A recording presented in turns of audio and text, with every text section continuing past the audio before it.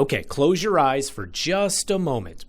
Now, imagine walking through the front door of your custom-built dream home in the Triad with the perfect kitchen, the ideal layout, and every detail exactly how you've always imagined.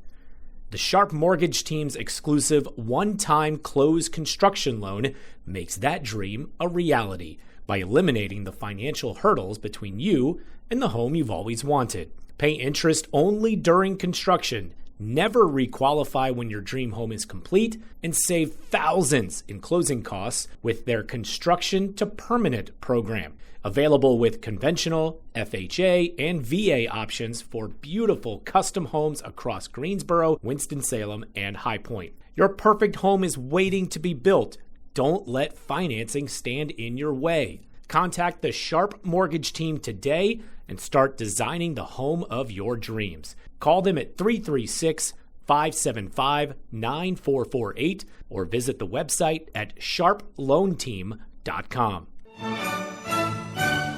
Hi, everyone. Thank you for listening into another episode of In Harmony with Piedmont Opera. Coming up in March, late March, starting on March 23rd, the Piedmont Opera will be putting on, for the first time, a production of The Man of La Mancha, and it will be at the High Point Theater starting March 23rd, also on the 25th and 28th. We'll have more information on those dates and times a little bit later on in the episode, and we'll include it in the show notes on where you can go and get times and buy tickets. Really excited for this one. And two of the men that are going to be performing and starring in the show are with us on this episode. We have returning for the second time to our podcast, Richard Ollarsaba. Glad to have you back. And for the first time on our show, we have Jason Ferrante. Jason, welcome. They're joining us together from the same location. Richard will be playing Don Quixote in the show, and Jason will be playing the role of Sancho. And so I want to talk to you about the show itself, but what we really enjoy doing in these episodes is getting to know the individuals. So Jason, as the newcomer to the episode, let's start with you and give us as much information as you would like to in terms of your history with Piedmont Opera and a little bit of your background, which we'll get into as well. Great. Thank you. I'm going to riff on the part where you just said as much as I would like to. As far as my history with Piedmont Opera, I've been on the peripheral of the company several times since Richard has a long history with the company. And the folks who run the show there feel like extended family.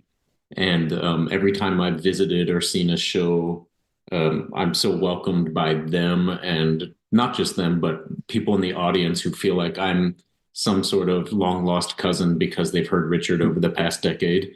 And so it's exciting to have a chance to sort of say thank you the way we do it by screaming at people from the stage.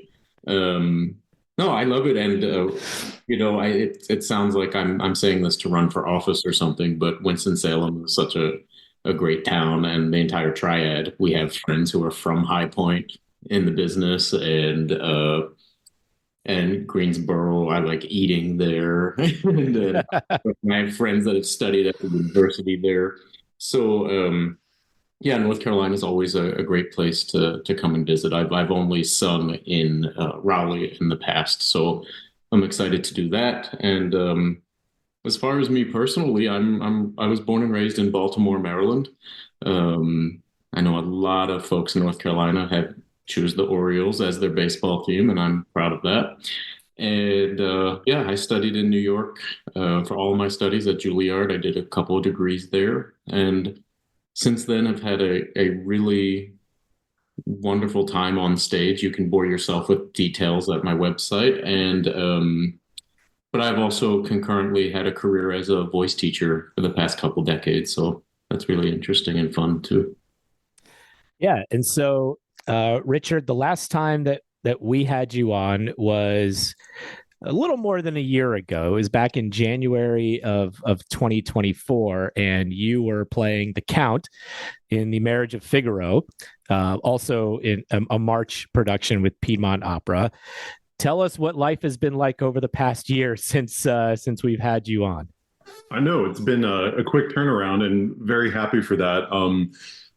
Yeah, I've had the opportunity to be on stage and do some teaching on the side. Honestly, it's been a lot of the same. Had some really nice opportunities to make some company debuts in Nashville in production of Carmen that I found to be very interesting. Look it up. It was I've never been a bullfighter, but being presented as a motorcycle rider, and that was a lot of fun. And then recently, very recently, just closed a production with North Carolina Opera in Raleigh of Daniel Catan's opera Florencia en el Amazonas, which was my first time with the show, and it was North Carolina Opera's first time as well. And so that was a wonderful monumental event. And why not chase it with another first time with Piedmont Opera doing Man La Mancha for the first time? So how did the two of you first become connected as we're speaking to you together, and you're both going to be in this performance? You're not in North Carolina right now, but you will be soon to get ready for this show. But how would the two of you first get connected? So it was about just a little under 10 years ago. I was a filing young artist at Wolf Trap Opera when Jason was a voice teacher at Wolf Trap at the time. He himself is an alum, having done the program as well. And that was the first time we met. And it's kind of just been day to day ever since. Yeah, we've now been riding a horse and a donkey through Spain. It's pretty cool.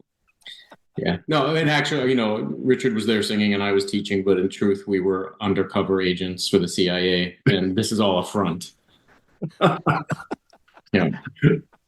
Not anymore. Yeah. Get your ticket.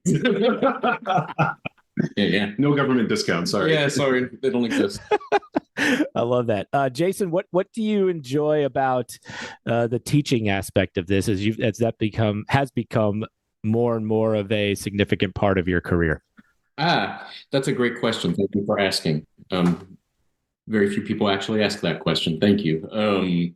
Well, because my particular pedigree is one where my feet have been on the stage for several decades, and so I come into the room with that sort of empathy that comes with receipts, and the way I get to talk to singers by being so closely adjacent to them allows me to give back to singing in a way that doesn't come with the performance pressures that comes with actually doing it. But yet my information isn't based on assumption or based out of fandom. It comes from a place of having had done it myself and having that conversation while the paid product is that I'm offering a service to another singer. I've been able to do a lot of work on myself by doing it, and it's kind of a cool feeling. And I'm staying within my lane. That's what I'm trained to do. I'm not a therapist. I'm not a physician. I'm a singer, and to talk about it with other singers is really, really cool. And on a very lofty level, to invest in having our being part of cultural fabric in the next 20 years. Yeah. Richard, can you speak to the impact that, whether it's Jason or others, the impact of teachers throughout your career and what they've been able to allow you to do? Jason is really interested in your answer here. With it. People can't see it, but I love the way he reacted non-verbally to this question. Well, I mean, this is an audio platform, and what our audience can't tell is that I have the answer written on my hand, and it's just ever so slightly smudged. No, I'm kidding. I wrote it.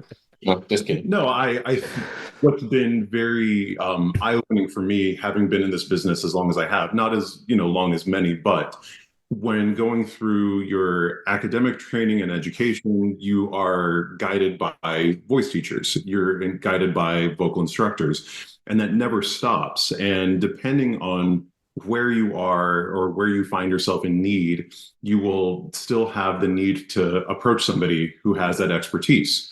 And I've been lucky enough that my former instructors and I have remained in contact, and even if I'm not still studying with that particular person, the history and shared experience that we have together lasts far beyond our time studying together. And they're a resource and a recall for you as an artist to say, I remember where I was and what I needed at that time. in my development and how instructive they were to me in that moment.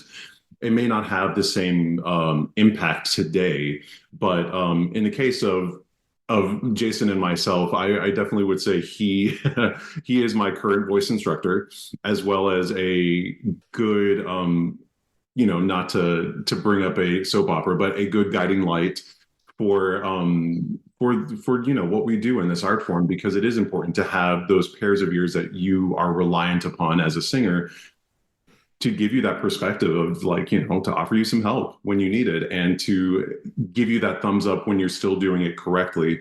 Something that I've heard Jason say many times in master classes, and when we've talked about the pedagogy of teaching voice specifically, is that you may have a blue ribbon garden, but what do you do the next day? You water it. You still have to tend to the thing even when you're doing well. And that's something that I've carried with me ever since meeting Jason. I think that's a good mantra to kind of keep in mind, especially as a working artist. I think that's wild that you said soap opera as a guiding light. And I would have to just say that I see all of my students, they really are all my children. And I encourage them to be bold and beautiful as the world turns, and hopefully I'll form a dynasty. That was amazing.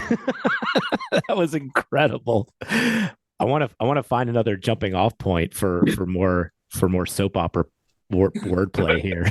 Well, I mean, we all have passions, and neither of us has a Grammy. We're the Susan Lucci's of opera. Jason, how is Richard as a pupil? I bet you find a common denominator answer if you asked his other influencers. And I saying teach is such a weird thing when we're talking about prodigious athletic skill, right? We never say that someone teaches someone how to swing a bat or teaches someone to run hurdles. No one teaches Simone Biles how to flip, but you take care of the vessel. Right, you make sure that the bowling alley is paved cleanly, and on all of that. We could go analogy land forever, but we are the original influencers. But I would say if you ask his other influencers as well, it's easy is a dismissive word, but it's easier because Richard's always prepared, and you have to be very confident in yourself as a teacher to work with a prepared singer, because you really have to dig deep to come up with useful things. Because you do spend a lot of time just saying, no, that's the wrong note. No, that's the wrong word. No, you're flat. No, face this way, not that way. And so on that level, it's great because it makes you do your best work. And my best colleagues and students are the ones who show up prepared. Yeah. And your audience can't tell that I'm slipping him the $20 bill for plugging for making me sound good. Well, we're in the beginning of February. If you've seen the inflation rates, that should be 40, but we're fine. Yeah, that'll get you one egg. Yeah, that $20. Yeah, I did that 2 for breakfast. High rollers. When the weather warms up, so does the real estate market. Sounds obvious, right? It's true. Spring typically means more home sales. But how will the current interest rates affect people's decisions? What about inventory? Is it high or low? And does that benefit the buyer or the seller? And how do those factors take into account a certain price point or area of the triad? Now it's not so obvious, is it? That's why you should turn to the Ginther Group to make sense of it all. You need someone you can rely on to assess your situation, read the data and trends, and point you in the right direction. Interest rates, inventory, even new construction. There are so many factors that impact our local market. And you should get your information from the folks right here in our backyard. Contact Blake Ginther and the Ginther Group today, 336-283-8689, or visit theginthergroup.com. Buying, selling, investing, or just learning, whatever you need, start now. And like me, you can become a Ginther Group client for life.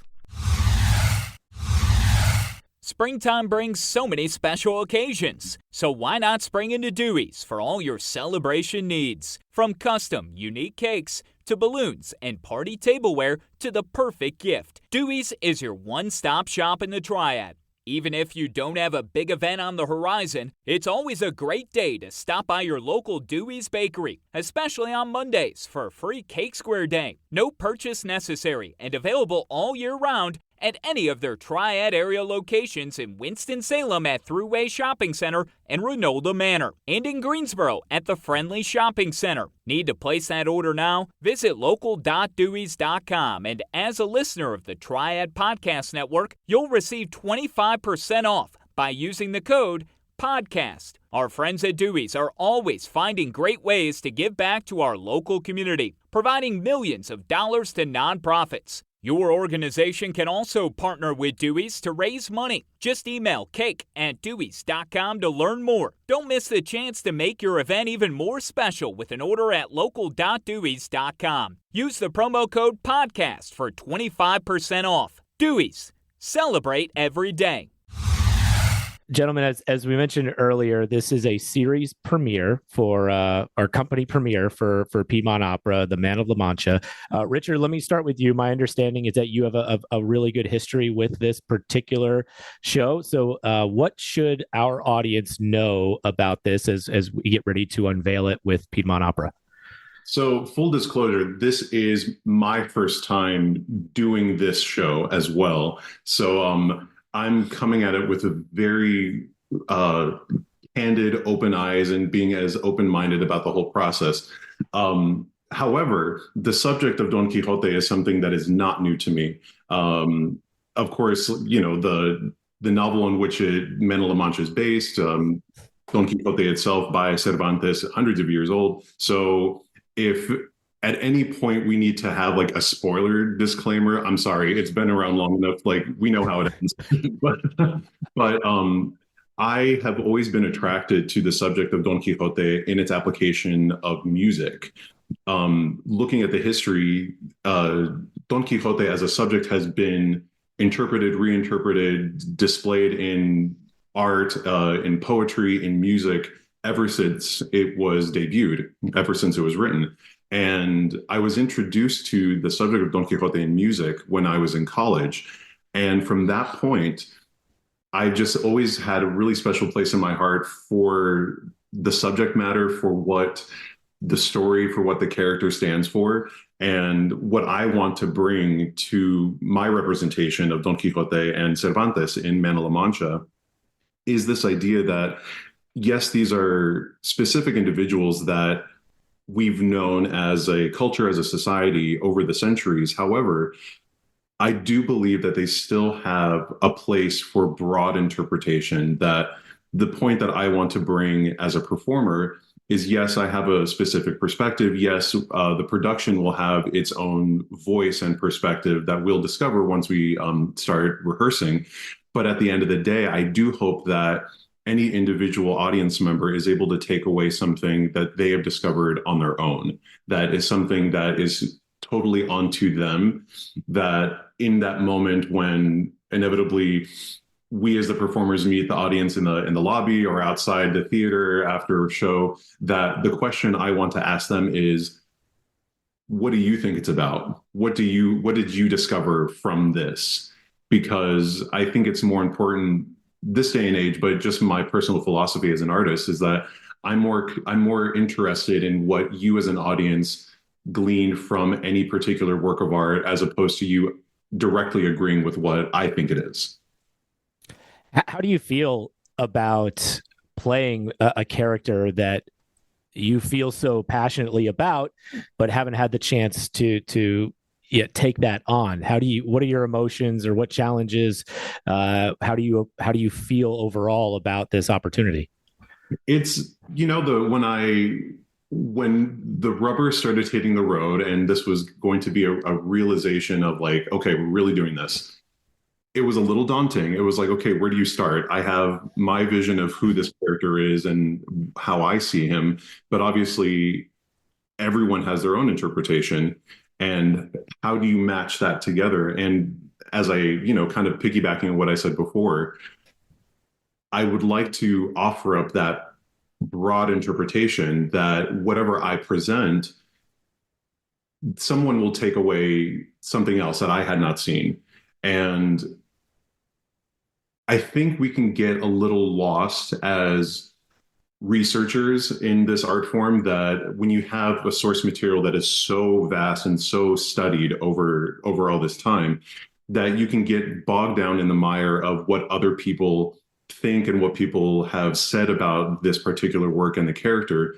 But in the end, what I present, not, sometimes selfishly and, as trying to be as selfless as possible as an artist, that there is truth and validity in what I present, despite what other people want to see in their version of Quixote. That, it's having the bravery just to to jump off the cliff and say, you know what, this is what I want to do. But especially in my preparation, it's leaving the door open for me as an individual to say, I don't know what I'm going to discover when finally collaborating with other people in the room, with a director, with someone on the podium conducting, as well as my my fellow castmates, that there's going to be something that I had not seen or heard or thought of before, that I hope generates something new even for me, that beyond all the study and all the research, that there's still something new to be discovered. It's a really, really interesting approach. Jason, what can you tell us about your character, Sancho? Love to hear more about him. Yeah, he's little. He's little, and Quixote's big. That's a good starting point, I think, for the conversation, because then when you take the adjectives and switch them to ideas and ideals, Quixote's are lofty and sometimes unattainable. And he sings a song a little bit about that. And Sancho's the one who's quite literally in the show and in life here with these two actors a foot shorter. I get the donkey, he gets the horse. But as I've been preparing the part, and it's one of those things that from the peripheral, you've heard the tunes. I helped prepare some singers in the show a couple summers ago in North Carolina, believe it or not.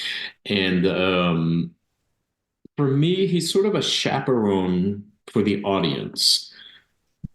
And for the moments where Quixote seems ridiculous and lofty and sort of just in dreamland and la la land, he interjects with reminders that, yes, I see that it's a little much as well, and gives the audience permission to say, okay, it's not just me. I feel safe now to go on this quest with Quixote. And by the end, the audience has transformed and they've sort of switched places. Quixote's the one on the ground and the audience is floating above with all of the ideas. And Sancho as well goes there. But he gives the audience permission to be reminded that there is like the everyman in the room, and he's sort of a Greek chorus of sorts. Just when Quixote is saying something that's so ridiculous, he interjects with, yeah, that was ridiculous. And which lets the audience feel comfortable enough to go there. We're at a time where entertainment is so rooted in trying to be realistic and reality. And anybody that's been involved in reality television will tell you there's nothing realistic about it. It's pretty scripted and crafted. But with this show, it's okay to be a little extra. And I don't expect people to spend an evening facing us in silence and paying to watch us read the phone book. So I think it's fun being ridiculous. And yeah, I see right now. Ask me in 3 weeks if my mind's changed. But I want to give the audience permission to go there. So we've heard about each of your characters, but and Jason, I'll start with you. But how would each of you describe the relationship, the complicated, I guess, relationship that these two have?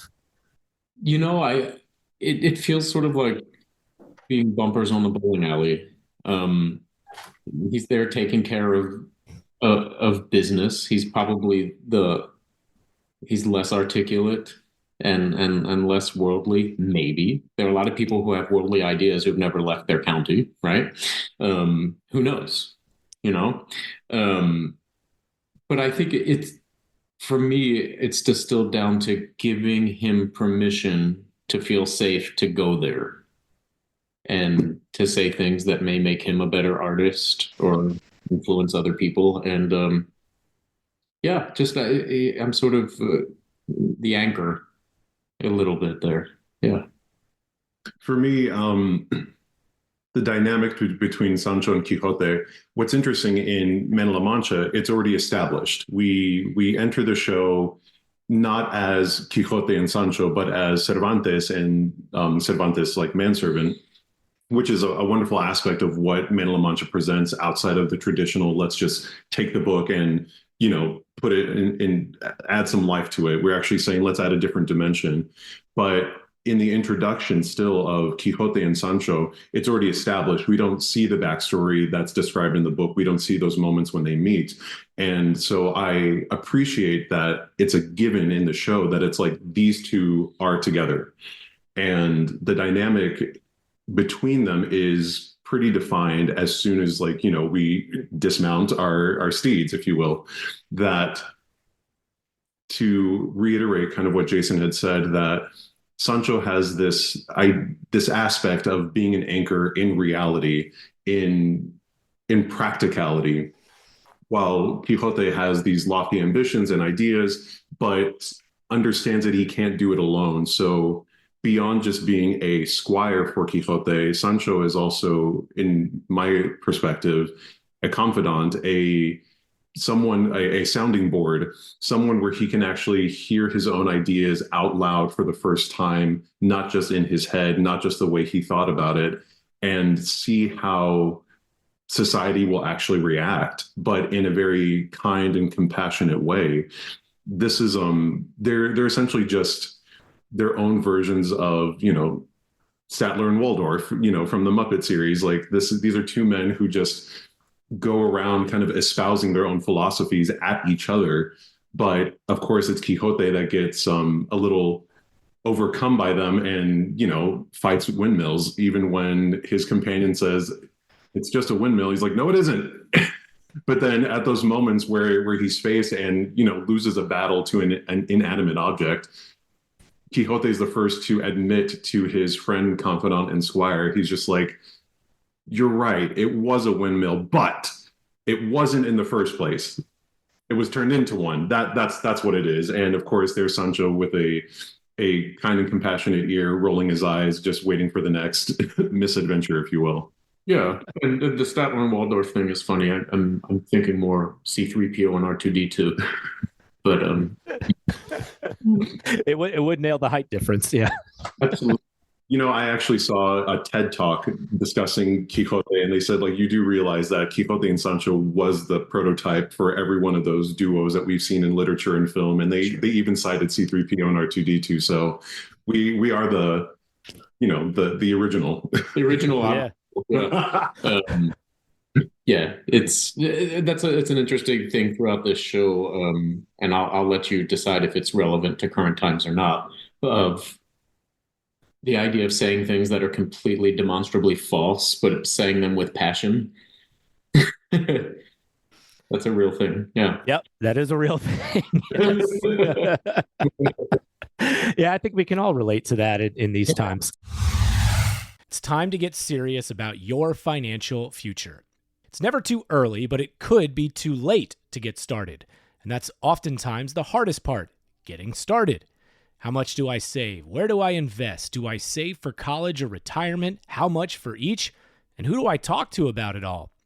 Okay, we'll keep things simple for now and help you answer the last one.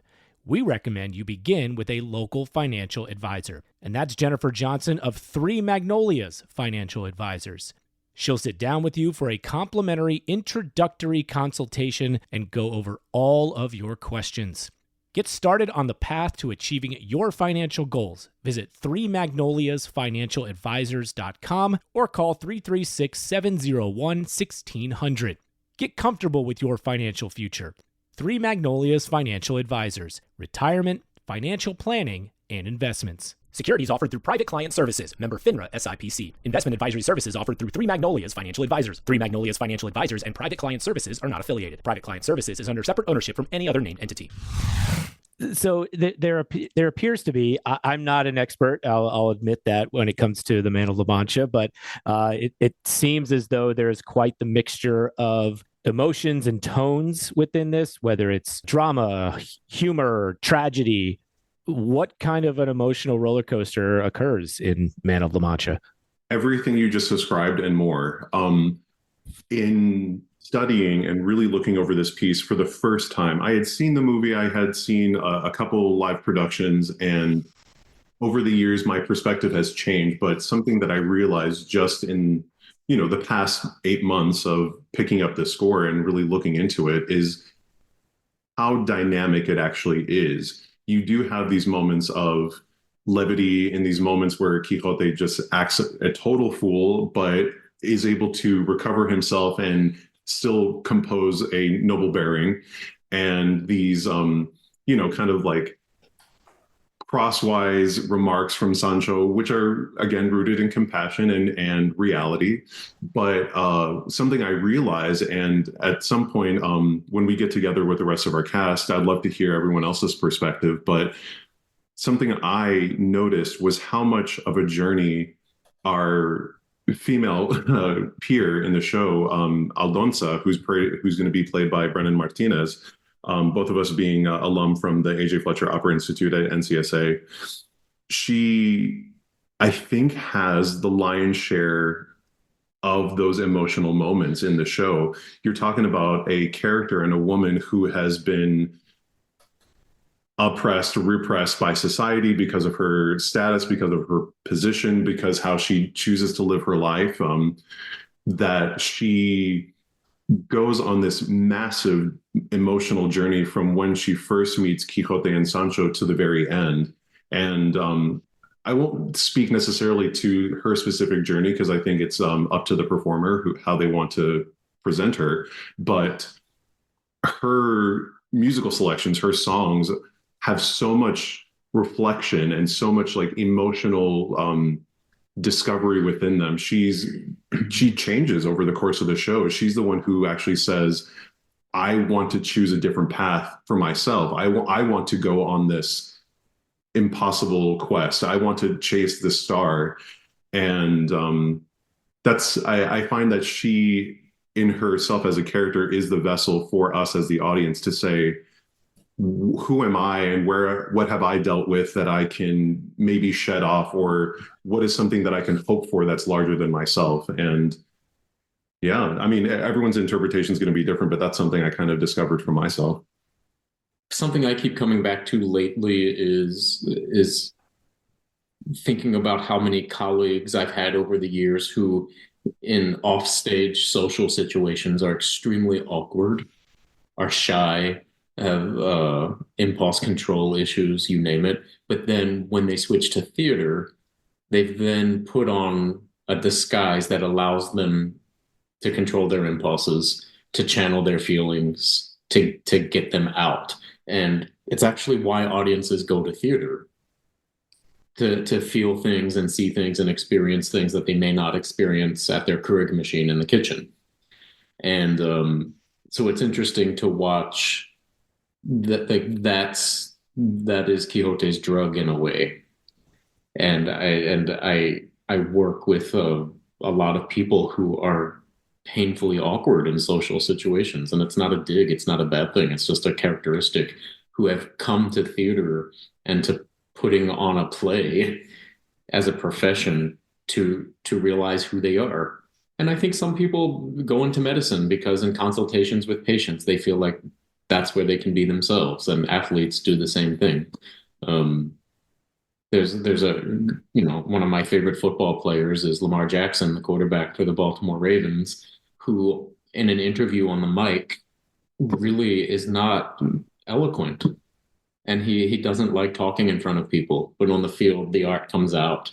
And you see Quixote use the plot devices here to get messages out and get the people around him to take them on. I think everything that we've just discussed will hopefully get people really inspired to come and see this performance coming up later in March. I want to close with this, Richard and Jason, as you get ready to come back to the triad here in a little bit from the time of this recording. Give us some things that you're most looking forward to. Maybe it's a favorite coffee spot. Maybe it's a favorite restaurant. Maybe it's a favorite local tourist attraction, a staple of our community that you can't wait to see again. I'd love to hear some things that excite you about the Triad.